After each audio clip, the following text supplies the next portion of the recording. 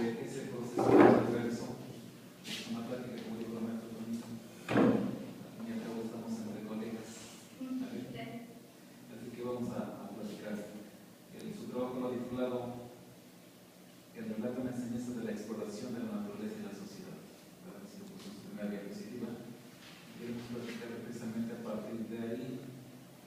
La pregunta que le hacemos a nuestra Brianda es: ¿por qué fue necesario que trabajara usted el relato en la enseñanza de la exploración de la naturaleza y la sociedad? Debido a que trabajé con los niños de primer año, no les llamaba la atención lo que era hacer matemáticas, porque como fueron números, me gustaba. Español, pues es lo típico de aprender a leer. El relato, porque necesitaba algo que les llamara la atención, aparte de que la materia de exploración de la naturaleza está muy abandonada por la gran mayoría de maestros.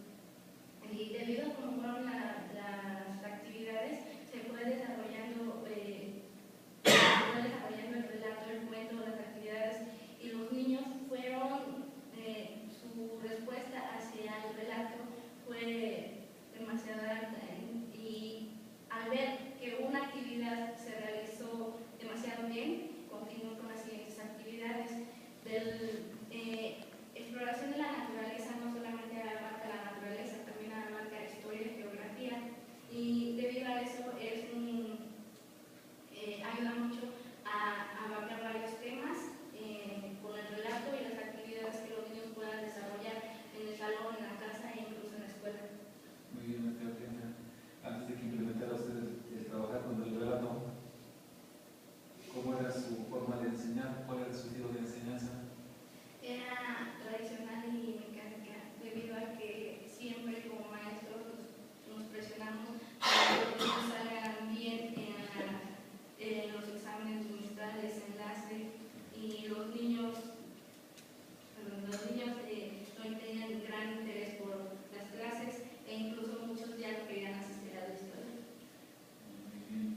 Dice usted que exploración de la naturaleza y la sociedad abarca lo que también es historia, naturaleza y geografía, ¿verdad? Sí. Cuando usted tocaba algún tema de historia en especial, antes de que implementara el relato, ¿cuál era el proceso que usted seguía? Leerles a los niños la historia, el texto que marcaba el libro, y después preguntarles lo que habían entendido, los dibujos, si tenían alguna duda, e incluso tareas de investigación. Y esa era una más base. Sí. Hasta cierto grado se volvió mecánico todo ese proceso. Bien, maestra Brianda, ya que estamos hablando del relato, ¿qué debemos entender por relato en ese trabajo que nos presenta usted? El relato. A los niños, relato, historias. Bueno, aquí marcaba que un relato no es solo de hablar por hablar, incluso hay que motivar a los niños. El que esté presente haciendo el relato tiene que motivar a la persona a la que se interpreta, a la que se le da. El relato no solo es un texto, también tenemos que llamar la atención de nuestro público, de nuestros alumnos, y también a veces es un modo de transportarse a otro lugar y estando en línea. Muy bien, maestra. En la página 28 de su documento maneja usted una definición de lo que es relato. El segundo párrafo, ¿ya lo lee usted? Sí. Dice: definir el relato como aquellas narraciones que podemos escribir, siendo fruto de la inspiración del momento, aunque no siempre un relato sea un resultado de algo inmediato. Hay relatos que se planifican con antelación, aunque no tanta como la que puede requerir una novela. Pero nos quedamos en la parte donde dice que son narraciones que podemos escribir, siendo fruto de la inspiración del momento. Y nos quedamos nuevamente en la historia.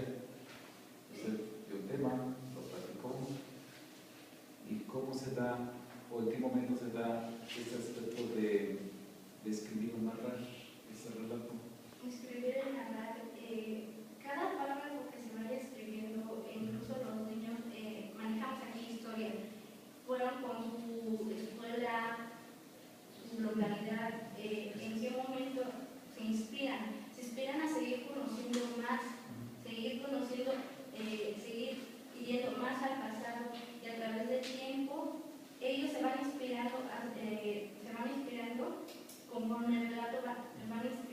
van redactando, escribiendo, e incluso ellos mismos van investigando y van teniendo aprendizajes. Y en el caso de usted, como relatora, va a manejar el relato o maneja el relato, ¿algún aspecto en especial en el que se centrara para poder desarrollar ese relato? Si hablamos de historia. De historia. Aquí yo me inspiraba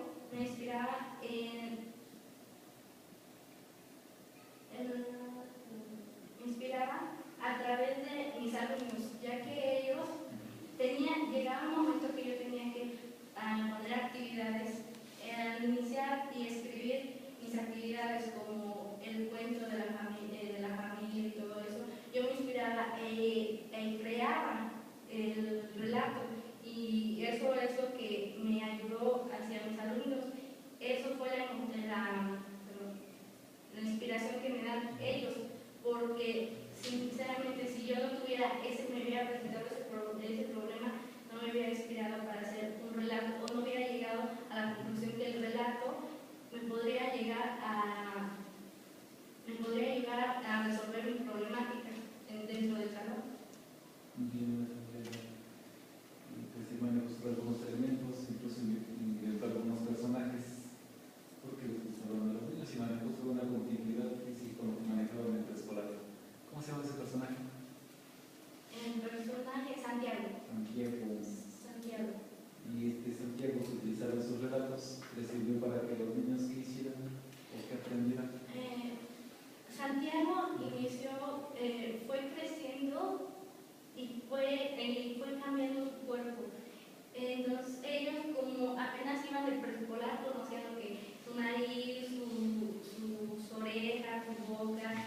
Entonces, pero todavía no tenían claro cuál era la función. Entonces, con ayuda de Santiago, ellos fueron viendo que él llegó de la etapa niño a la etapa adulto. E incluso ellos quisieron investigar más, se llevó incluso un espejo al salón y ellos iban aportando las partes de su cuerpo que se les iba mencionando. Y ellos mismos, con la ayuda del relato de Santiago, ellos mismos decían: yo también tengo 2 ojos igual que Santiago, yo también tengo una cabeza que Santiago, a mí mis dedos también ya van creciendo. Pero siempre se recalcaba eso de Santiago. Después se fueron dando cuenta que las niñas o los niños eran diferentes. ¿Pero por qué Santiago no era niña? ¿Por qué Santiago era niño?